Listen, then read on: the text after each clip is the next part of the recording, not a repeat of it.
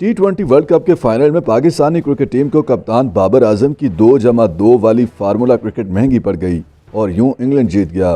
BBC ने England के हाथों पाकिस्तानी क्रिकेट टीम की शिकस्त का पोस्टमार्टम करते हुए एक खुसूसी रिपोर्ट में कहा है कि दुनिया भर की T20 क्रिकेट एक तयशुदा रूटीन के तहत चलती है। बैटिंग साइड पावर प्ले में दायरे के अंदर फील्डिंग का फायदा उठाती है, मिडिल ओवर्स में इनिंग्स को मुस्तहकम किया जाता है और डेप्थ ओवर्स में कश्तियां जला दी जाती हैं कि बड़े मैच से बड़ा हदफ तश्कील दिया जा सके।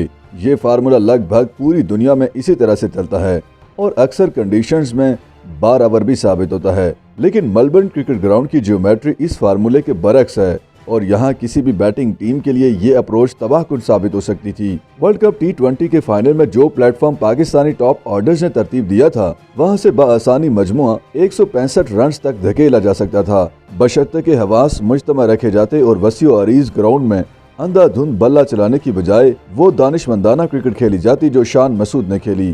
शान की इनिंग्स इस ग्राउंड की ज्योमेट्री के ऐन मुताबिक थी। उन्होंने बाउंड्रीज पर गैर जरूरी तवज्जो खपाने की बजाय फील्ड की गहरी पॉकेट्स का इस्तेमाल किया और विकेटों के बीच दौड़ कर स्कोर बोर्ड को ऐसी तकवीत बख्शी कि बटलर बारहा सर झटकते नजर आए। इस पिच पर यह निहायत जरूरी था कि शान मसूद, बाबर या रिजवान में से कोई एक एन आखिर तक क्रीज पर मौजूद रहता और दूसरे एंड से जारहियत का मुजाहरा करने की कोशिश की जाती। शान ने बहुत अच्छा खेला, मगर यहाँ उन्हें आखिरी गेंद तक अपनी टीम इनिंग्स के हमरा रहना था। बीबीसी की रिपोर्ट के मुताबिक ये किसी से ढकी छुपी बात नहीं है कि सैम करन डेप्थ ओवर्स के मुशाक तरीन बॉलर हैं। पाकिस्तानी थिंक टैंक को यकीनी तौर पर मालूम होना चाहिए था कि वो डेप्थ ओवर्स में पिच के अंदर गेंद डालते हैं और मेलबर्न जैसी पिच पर उन्हें अपने कद से कहीं ज्यादा बाउंस मिलने वाला था, जिसके खिलाफ ऊंचे शॉट खेलना खुदकुशी के मुतरादिफ था।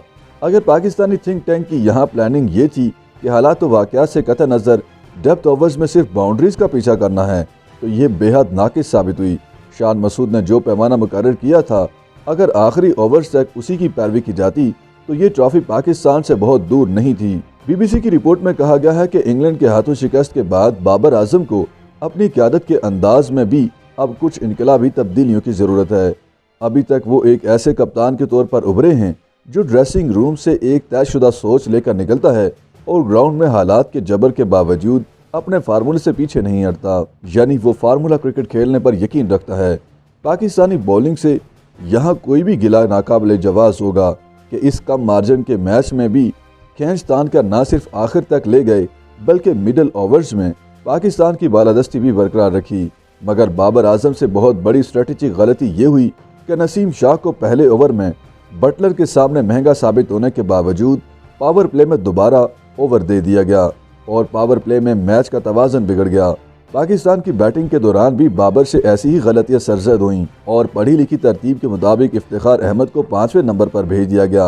हालांकि आदाद-ओ-शुमार चीख कर बता रहे थे कि वहां आदिल रशीद की लेग स्पिन के खिलाफ मोहम्मद नवाज बहुत मुअस्सर साबित हो सकते थे और इफ्तिखार अहमद बाद अज़ां डेप्थ ओवर्स में पेस के खिलाफ अपना तासुर कायम कर सकते थे। इसके अलावा एक और गलती ये की गई कि शाहीन आफरीदी को बैटिंग ऑर्डर में नीचे धकेल कर मोहम्मद वसीम को ऊपर भेज दिया गया। हालांकि इंडिया के खिलाफ इसी पिच पर शाहीन आफरीदी के रन ही थे जो पाकिस्तानी मजमूए को इस काबिल कर पाए थे कि मैच आखिरी ओवर तक जिंदा रहा। पाकिस्तान की यह भी बदकिस्मती रही कि शाहीन शाह आफरीदी एन जरूरत के वक्त इंजर्ड हो गए। उनके 2 ओवर्स अगर वहां इंग्लिश बैटिंग में कोई दरार डाल जाते तो पहले से ही दबाव में सहमी इंग्लिश इनिंग्स मुदाफियत पर मजबूर हो जाती और पाकिस्तान कोई मौजा बर्पा कर पाता। लेकिन हतमी हकीकत यही है कि अगर पाकिस्तानी बैटिंग इनिंग्स के आखिरी लम्हात में अपने हवास मुज्तमा रख पाती, फार्मूला क्रिकेट की बजाय मेलबर्न की पिच के तकाजे निभा जाती, तो पाकिस्तान की T20 क्रिकेट का एक नया बाब शुरू हो सकता था। लेकिन इंग्लैंड की डेप्थ बॉलिंग और पाकिस्तान की फार्मूला बैटिंग ने वनडे चैंपियंस को ही T20 का ताज भी तोहफे में दे डाला।